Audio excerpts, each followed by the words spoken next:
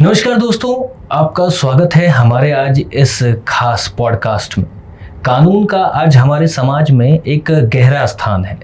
तो इसी सिलसिले में आज हमारे साथ जुड़ रहे हैं एक ऐसे मेहमान जिनका कानून की दुनिया में एक अच्छा अनुभव और बेहतरीन समझ है।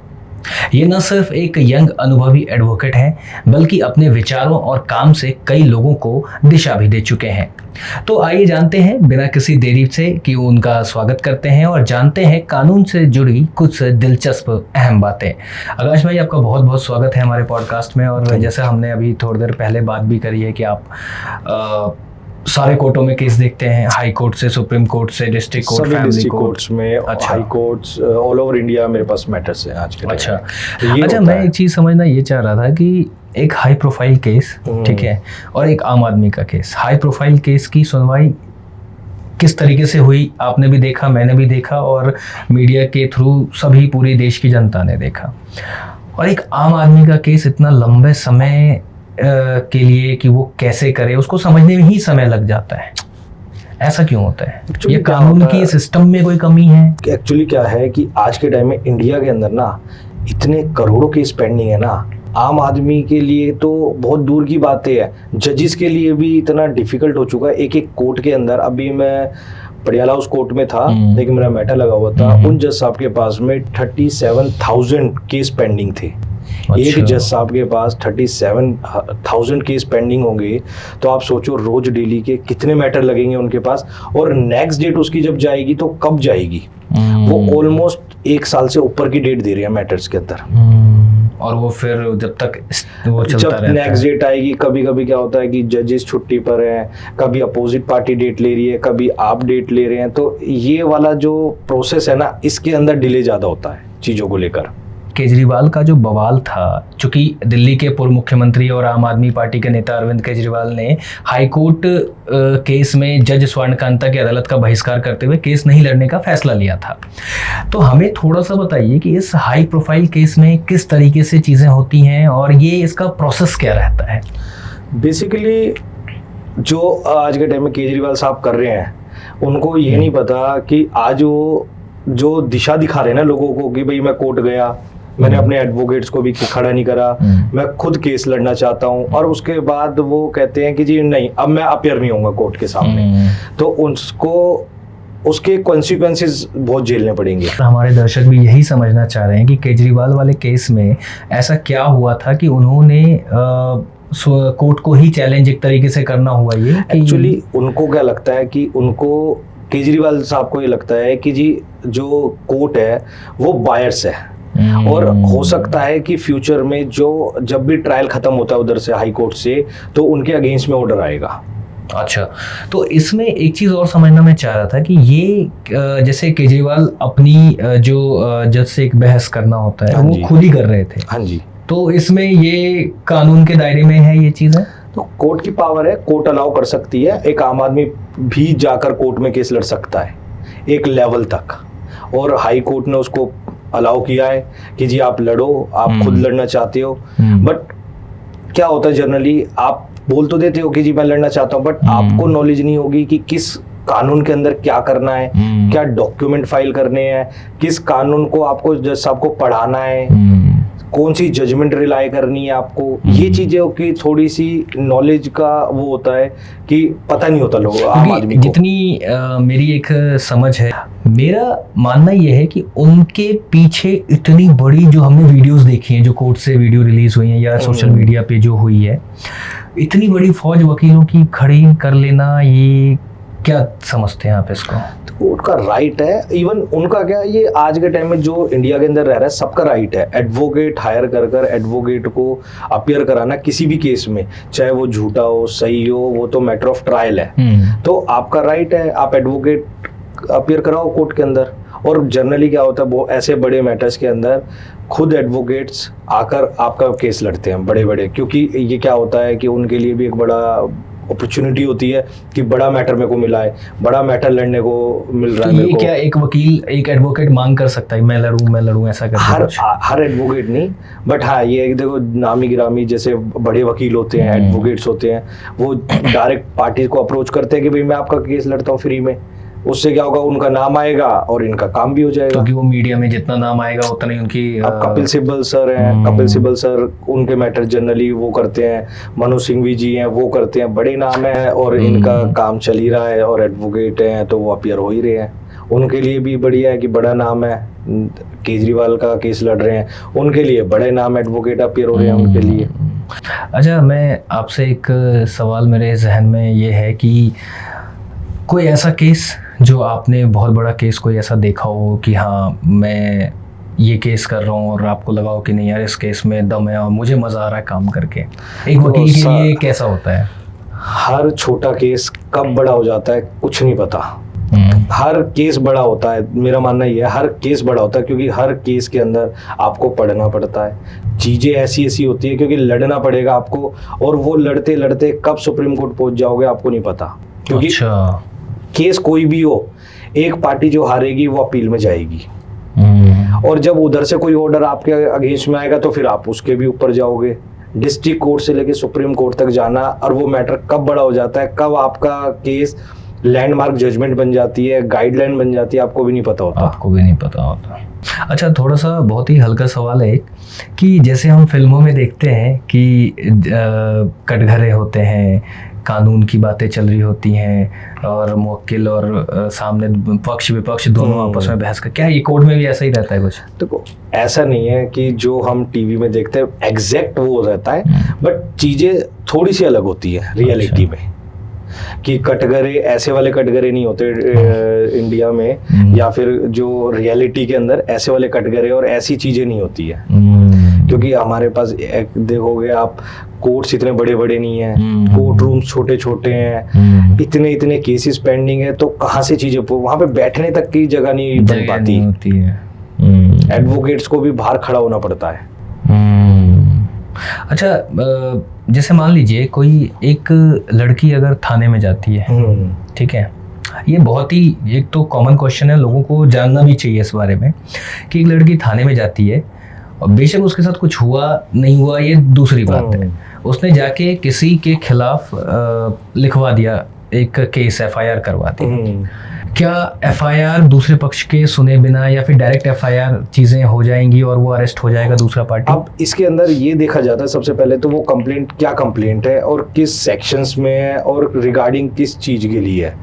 क्योंकि ऐसा नहीं होता कि जनरली क्या होता है कि आप गए पुलिस स्टेशन में कंप्लेंट दे दी तो एफआईआर कभी नहीं होगी, ऐसे पैर घिसवाने पड़ जाते हैं, कोर्ट जाना पड़ जाता है। अगर आप किसी पुलिस स्टेशन में जा रहे हो, कंप्लेंट लिखवा रहे हो, उधर अगर कुछ नहीं होता है फिर आपको कोर्ट जाना पड़ता है, कि कोर्ट से रिक्वेस्ट करनी पड़ती है, एप्लीकेशन लगानी पड़ती है, पिटीशन फाइल करनी पड़ रही है कि जी मेरी ऐसे कैसे केस बनता है और आप इसके अंदर एफआईआर दर्ज करो। जब जाकर, और कोर्ट भी अगर सेटिस्फाई है उस चीज पर तो ही एफआईआर करता है, अदरवाइज एफआईआर वो भी नहीं होती। अच्छा, तो ये जो एफआईआर है फर्स्ट इंफॉर्मेशन रिपोर्ट बोलते हैं, तो इसका कोई मापदंड होता है या मेजरमेंट होता है कि ये चीजें टिक मार्क होंगी तो ही एफआईआर लिखी जाएंगी, या नॉर्मली कुछ भी एफआईआर में लिखा जा सकता है? नहीं, जो आपने रिटर्न कंप्लेंट दी है एफआईआर के अंदर सिर्फ वो ही लिखा जाएगा कि आपने किस रिगार्डिंग कंप्लेंट दी है और उसके अंदर क्या आपके साथ हुआ है। नहीं, वही पूछ रहा हूँ कि एफआईआर में कोई मापदंड होता है कि मतलब जैसे मान लीजिए किसी का कुछ खो गया, हाँ जी, उसने जाके एफआईआर दे दी तो वो एफआईआर रजिस्टर्ड होगी?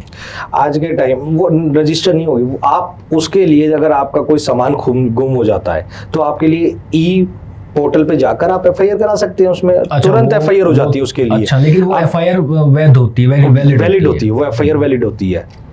अब इसके अंदर जनरली क्या होता है, देखो अब कोई लड़की चली जाती है थाने में, तो एक पुलिस स्टेशन में जाकर आ रहा था अभी आप, एक लड़की कंप्लेंट लिखवाने जाती है, सो एंड सो बंदा है जी, उसने मेरे साथ छेड़खानी करी है, उसने मेरे साथ बदतमीजी करी है। जहाँ लड़की का मामला आ जाता है ना, वो पुलिस स्टेशन की मजबूरी बन जाती है कि उनको एफआईआर करनी ही पड़ेगी।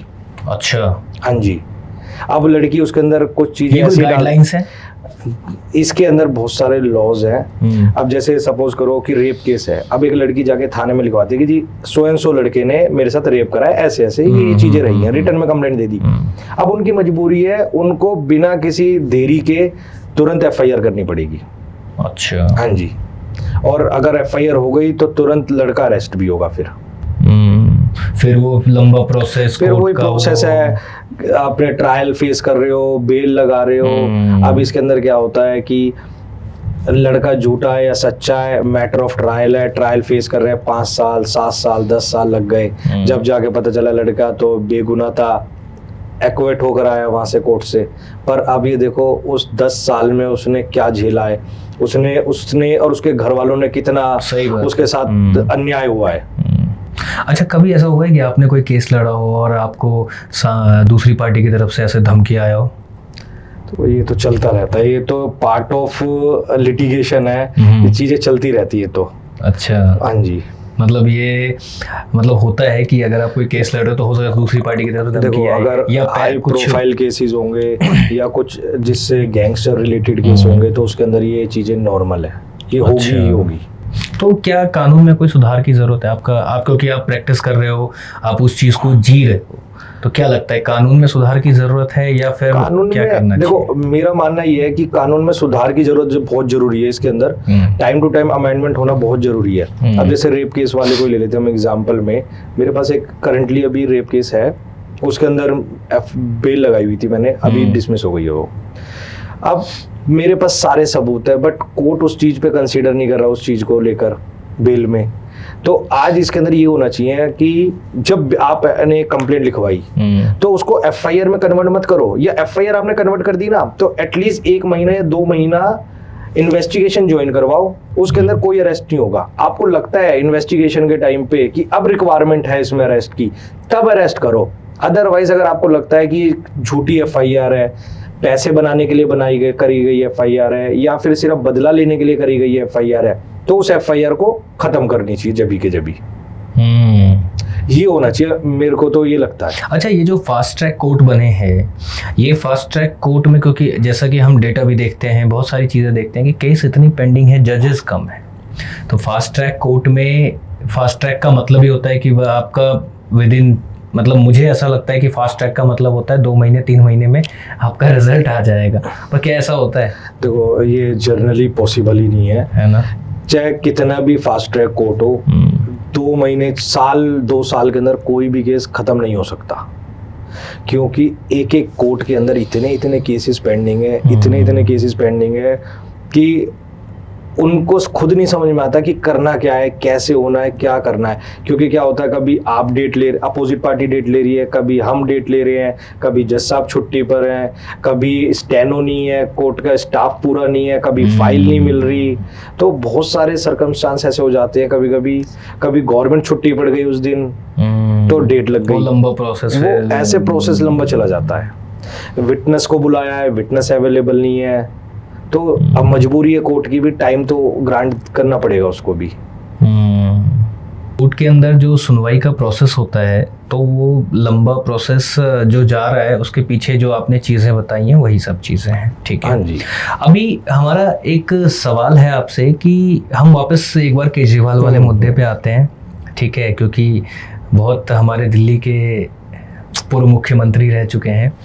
तो इसमें ना एक जो हाई कोर्ट ने बड़ा कदम लिया था, उसमें उन्होंने एमिकस क्यूरी की फौज बुलाई थी। ये क्या होता है? एक्चुअली देखो क्या होता है कि जैसे अब केजरीवाल हो गए डिस्चार्ज कोर्ट से, डिस्ट्रिक्ट कोर्ट से, तो स्टेट चली गई अपील में। अपील के अंदर जाके कहती है कि भाई ये चीजें थी जो जिस वजह से उसको डिस्चार्ज कर दिया गया है, बट ये रीजन था जो कोर्ट ने कभी कंसीडर ही नहीं करा, तो उस चीज पर कंसीडर करा जाए। अपोजिट पार्टी को इसमें बुलाया जाता है। अगर अपोजिट पार्टी नहीं आती, इन केस मानो कि नहीं आती, कोर्ट का काम है कि विदाउट अपोजिट पार्टी केस को डिसाइड करे। और इसके अंदर अब कोर्ट क्या करती है, जनरली एमिक्यूरियस को अपॉइंट कर देती है। एमिक्यूरियस क्या होता है कि कोर्ट का फ्रेंड होता है एक तरह से। अच्छा। कि वो दोनों पार्टी की सुनकर, दोनों पार्टी के लिए बोलकर कोर्ट को सजेस्ट करता है, चीजें बताता है कि भाई ये केस था, ये चीजें हुई, या फिर क्या क्या रहा, क्या नहीं रहा, वो कोर्ट को सजेस्ट करता है चीजें। अच्छा, तो ये एक तरीके से थर्ड पार्टी टाइप हो गया। एक तरह से आप इसको मान लो कि वो केजरीवाल के लिए भी अपीयर हो रहा है, वो स्टेट के लिए भी अपीयर हो रहे हैं।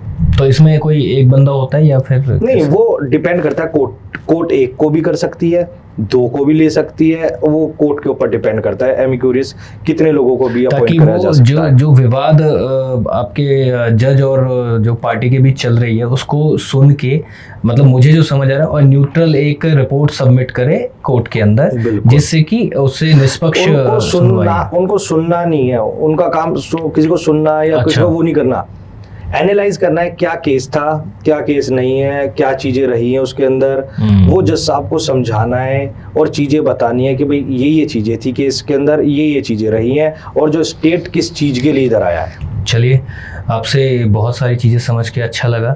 आज की चर्चा में हमने कुछ बेहद अहम और संवेदनशील मुद्दों पर बात की, चाहे वो अरविंद केजरीवाल से जुड़ा हुआ मामला हो या फिर आम आदमी को न्याय पाने वाली चुनौतियां हों। हमने समझने की कोशिश की कि हाई प्रोफाइल केस और आम मामलों के बीच क्या फ़र्क होता है और एमिकस क्यूरियस जैसी व्यवस्था न्याय प्रक्रिया में क्या भूमिका निभाती है। उम्मीद है आज की इस बातचीत में आपको कानून और न्याय व्यवस्था के कुछ जटिल पहलुओं को सरल तरीके से समझने में मदद मिलेगी। अगर ये एपिसोड आपको पसंद आया तो इसे ज़रूर शेयर करें और हमारे साथ जुड़े रहें, क्योंकि हम आगे भी ऐसे ही ज़रूरी मुद्दों पर चर्चा करते रहेंगे। हमारे मेहमान को बहुत दिल से धन्यवाद, थैंक यू, आपने समय निकाल के आप आए उसके लिए, और आपने इतने स्पष्ट और बेबाक तरीके से अपने विचार रखे। इसी के साथ मैं आपसे लेता हूँ विदा। मिलते हैं अगले एपिसोड में एक नए नज़रिए और नई बातचीत के साथ। नमस्कार, थैंक यू आकाश भाई।